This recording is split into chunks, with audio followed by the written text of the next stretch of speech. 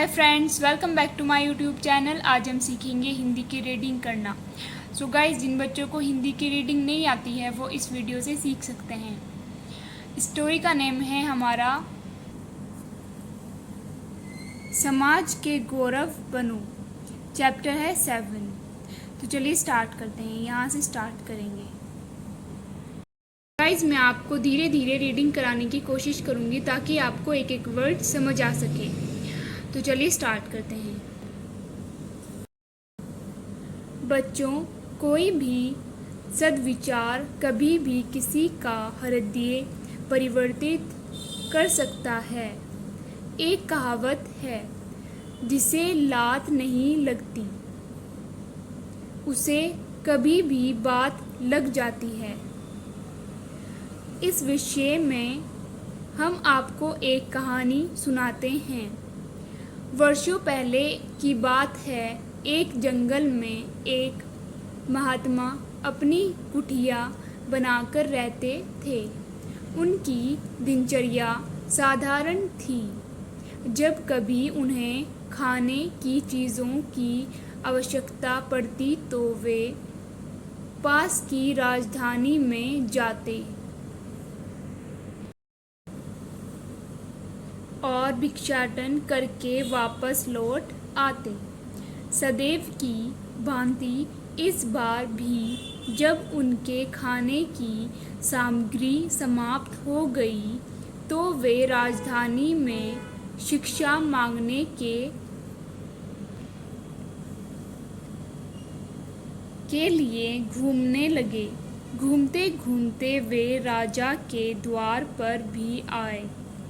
राजा ने अपने महल की खिड़की में से उस प्रबुद्ध भिक्षुक को देख लिया था। उसे देखकर उनके मन में आया कि यदि इस दुनिया में अच्छाई है तो इस महापुरुष में अवश्य ही होगी। राजा ने अपने सेवक को बुलाकर भिक्षुक को आदरपूर्वक अंदर लाने के लिए कहा। सेवक आज्ञा पाकर चला गया और महात्मा के आगे सिर नवाकर बोला, महात्मन, आपको हमारे महाराज ने अंदर बुलाया है। यह सुनकर साधु ने उत्तर दिया, मेरा निवास स्थान जंगलों में है। मैं महलों में नहीं जाता। सेवक वापस लौट आया और जाकर राजा को महात्मा का उत्तर बता दिया। इस बार राजा स्वयं महात्मा को बुलाने गए। बहुत आग्रह करने पर महात्मा महल में आ गए। राजा ने साधु को बैठने के लिए राजसी पीठिका दी, राजसी छत्र लगवाया और आग्रहपूर्वक महात्मा को स्वादिष्ट भोजन करवाया।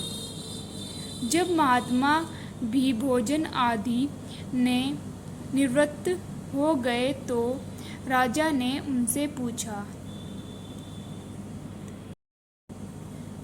महात्मन, आप कहाँ के रहने वाले हैं? और आपने कहा न्याविघा ग्रहण की है तथा अब आप कहाँ जा रहे हैं?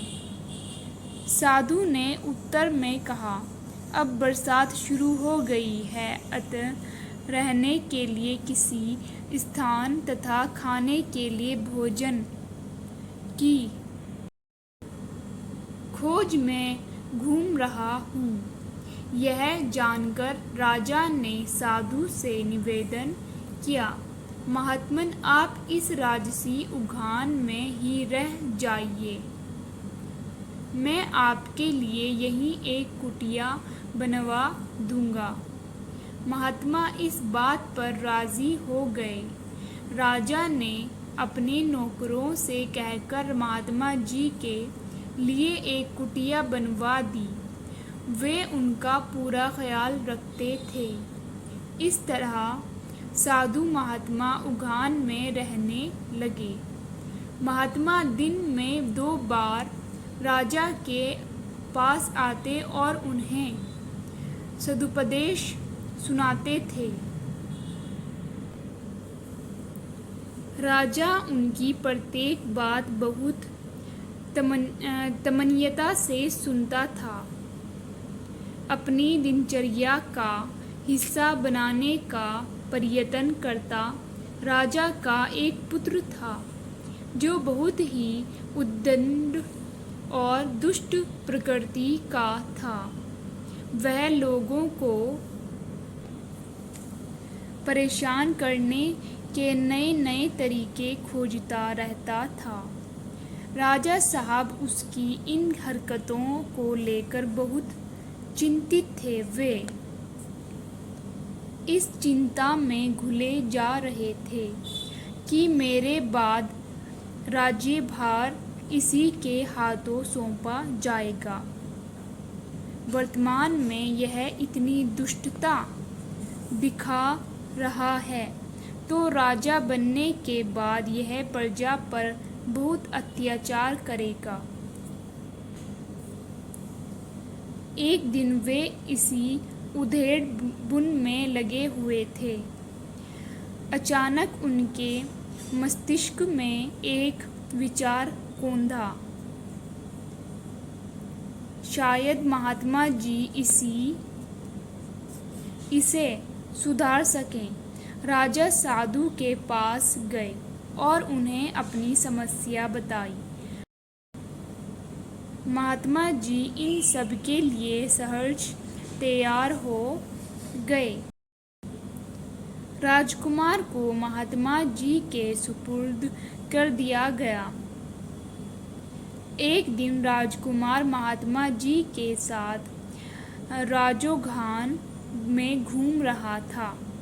महात्मा ने एक कड़वे पौधे के पास खड़े होकर राजकुमार से उस पौधे की एक पत्ती चखने को कहा। राजकुमार ने पत्ती तोड़ी और उसे मुंह से लगाया ही था कि उसका मुंह कड़वाहट से भर गया। राजकुमार थू थू करके अपना मुंह साफ करने लगा। ऐसा देखकर महात्मा जी ने पूछा, राजकुमार क्या बात है, क्या हुआ? राजकुमार बोला, महात्मा जी यह तो बहुत कड़वा है और इतना कड़वा तो यह तब है जब यह इतना छोटा है। जब यह बड़ा हो जाएगा तो यह बहुत लोगों की जान ही ले बैठेगा। फिर ऐसा कहकर उसने पैरों से उस पौधे को रौंदना शुरू कर दिया। अंत में क्रोध में आकर उसे जड़ से ही उखाड़ फेंका। महात्मा जी ने अपना लक्ष्य पूरा होते देख राजकुमार से कहा, कुमार, तुमने यह जानकर कि यह पौधा बहुत ही कड़वा है और बड़ा होकर और भी बुरा हो जाएगा, तुमने इसे जड़ से उखाड़ फेंका जिससे कि यह दोबारा ना उग सके। ठीक इसी प्रकार इस राज्य की प्रजा भी तुमसे जलती है, क्योंकि उनकी दृष्टि में तुम भी एक कड़वा पौधे की तरह हो। तुम्हारा व्यवहार अभी से इतनी दुष्ट प्रकृति का है तो राजा बनकर तो तुम उन पर अत्याचार का कहर ढा दोगे। इसीलिए जिस प्रकार तुमने अभी इस छोटे से जहरीले पौधे को उखाड़ फेंका, ठीक उसी तरह प्रजा भी तुम्हें गद्दी पर नहीं बैठने देगी और हो सकता है तुम्हें जान से भी मार डाले। अतः प्यारे राजकुमार, तुम्हें प्रजा के प्रति अपने व्यवहार को बदल लेना चाहिए। तुम्हें सबके प्रति दयावान बनना चाहिए और सबको प्यार करना चाहिए। उसी दिन से राजकुमार का व्यवहार बिल्कुल बदल गया। वह श्रद्धापूर्वक सभी का आदर करने लगा। संकट में फंसे निस्सहाय लोगों की सहायता करने के लिए प्रयास करने लगा, क्योंकि अब उसकी मनोवृत्ति सकारात्मक हो चुकी थी। प्यारे बच्चों, आपको इस कहानी से शिक्षा लेनी चाहिए। यदि आप कम उम्र में ही उद्दंडता, नीचता, दुष्टता और अन्य कुमार्ग अपनाते हैं तो आप भविष्य में समाज के लिए कलंक बन सकते हैं। आप अभी किशोर हैं। यह अवस्था ऐसी है जिसमें आप अभी से सद्वृत्तियों को अपनाकर सुमार्ग पर चलकर अपने स्वर्णिम भविष्य की नींव रख सकते हैं। आप आज से ही अंदर छिपे दुर्गुण को दूर करने का प्रयास करना आरंभ करें। तो गाइस, स्टोरी यहाँ पर फिनिश हो गई है। यह एक इंटरेस्टिंग स्टोरी थी। आई होप आपको यह एक एक वर्ड समझ आया होगा। गाइस, प्लीज़ सपोर्ट किया करें। आपका एक छोटा सा लाइक और सब्सक्राइब और शेयर मुझे न्यू वीडियो बनाने में मोटिवेट करता है। अगर आपको ये वीडियो अच्छी लगी है तो प्लीज़ सब्सक्राइब करना ना भूलिएगा।